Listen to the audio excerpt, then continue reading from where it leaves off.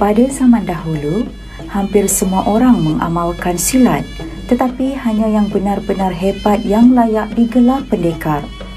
Hanya mereka yang mempunyai keutuhan akhlak dan berhemah tinggi sahaja yang mampu mencapai tahap tersebut. Jadi seperti yang kita tahu secara umum, dalam dunia persilatan Melayu ini sangat sinonim dengan unsur-unsur kerohanian. Jadi apa yang sinonim dengan unsur kerohanian ni adalah dalam bentuk amalan-amalan yang menjadi pakaian pejuang-pejuang, pendekar-pendekar di zaman silam. Seperti yang kita ketahui, di zaman dahulu kebanyakan pendekar juga adalah daripada golongan ulama. Mereka juga ulama, mereka juga guru agama, mereka juga adalah pendekar dan mereka adalah orang yang paling ke hadapan dalam barisan perjuangan menentang musuh. Pada zaman Kesultanan Melayu Melaka, hanya golongan yang rapat dengan golongan istana sahaja yang diberi keistimewaan untuk mempelajari silat. Seni silat ini berkembang pula melalui rakyat jelata dan seterusnya menjadi suatu kesenian desa. Kalau kita lihat sepanjang zaman, ada beberapa tokoh yang boleh kita jadikan tauladan dan iktibar.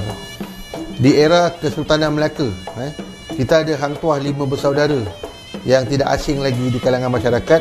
Kita ada Sri Kandi Tun Fatimah dan kita ada tokoh seperti Sultan Alauddin Riayat Shah.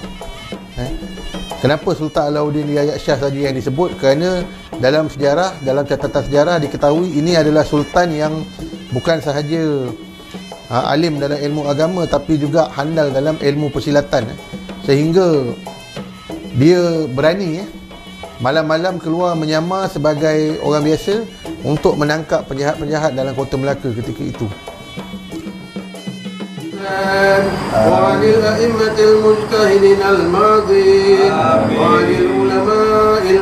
Aspek ataupun bentuk silat dapat dilihat dalam 4 aspek utama.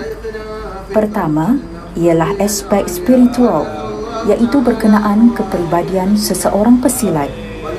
Silat dikatakan dapat membangunkan dan mengembangkan kepribadian dan karakter mulia seseorang pesilat. Seorang pendekar silat Melayu ni, dia seharusnya menguasai beberapa cabang ilmu, iaitu yang pertama, ilmu gerakan fizikal. Gerakan fizikal digunakan untuk gerakan mengelak, menangkis, menyerang, memukul, mengunci, bertari dan bersenam. Kedua, dia harus mempunyai ilmu kemahiran tangan kosong, di mana ilmu kemahiran tangan kosong ni juga selalu digunakan istilah kemahiran senjata lapan tubuh. Senjata lapan tubuh tu maksudnya 2 tangan, 2 siku, 2 lutut dan 2 kaki. Jadi waimah silat apa pun yang dizahirkan, kemahiran tentang mengolah 8 senjata tubuh ni adalah wajib. Yang ketiga, dia harus menguasai ilmu penggunaan senjata jarak jauh hingga dekat. Keempat, dia juga, seorang pesilat juga harus menguasai ilmu penggunaan senjata tajam. Contoh senjata tajam ni seperti anak panah, tombak, pedang, sundang, keris, badik dan kapak. Kelima, dia juga harus menguasai penggunaan senjata tumpul. Senjata tumpul dalam silat antaranya perisai, tepi, rantai, gedak.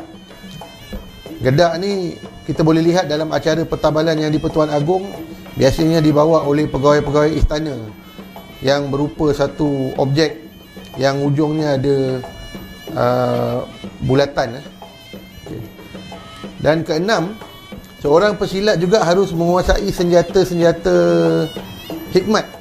Senjata-senjata hikmat ini melalui amalan-amalan kebatinan dan amalan-amalan keselamatan. Kemudian yang ketujuh, seorang pendekar silat Melayu seharusnya mempunyai dalam kehidupannya itu pembangunan aspek spiritual dan kerohanian Islam. Aspek spiritual dan kerohanian Islam ini sebenarnya dia lebih menekankan kepada unsur tauhid di dalam agama, iaitu unsur tauhid yang mana tidak lain dan tidak bukan adalah untuk seorang hamba tu mengesyakan Allah dan menyaksikan keesaan Allah dan Muhammad itu pesuruh Allah di dalam hidupnya. Sekaligus apabila dia bertauhid, dia akan melihat bahawa segala-gala geraknya dan segala-gala takdir hidup dan matinya tidak lain dan tidak bukan hanyalah kerana Allah. Kemudian seorang pendekar juga harus mengetahui cabang ilmu perubatan tradisi dan rawatan kecemasan. Perubatan tradisi ni merangkumi juga penggunaan herba-herba dan juga kaedah-kaedah urutan-urutan dan kaedah-kaedah rawatan kecemasan di dalam peperangan. Jadi seorang pendekar tu dia harus tahu setidak-tidaknya merawat luka, merawat terseliur, merawat patah. Ni antara ilmu-ilmu yang seorang pendekar wajib kuasai. Seterusnya, tidak dilupakan dia juga wajib menguasai tentang ilmu pernafasan dan tenaga dalam. Ilmu pernafasan dan tenaga dalam ni sangat penting kerana dia berkait rapat dengan kalau dari segi zahir, dia berkait rapat dengan sumber kekuatan jasmani seseorang. Kerana dengan menguasai ilmu nafas itu, dia membantu dari segi menahan benturan dan pukulan dan juga melahirkan kekuatan yang lebih, daya kekuatan yang lebih dalam pukulan.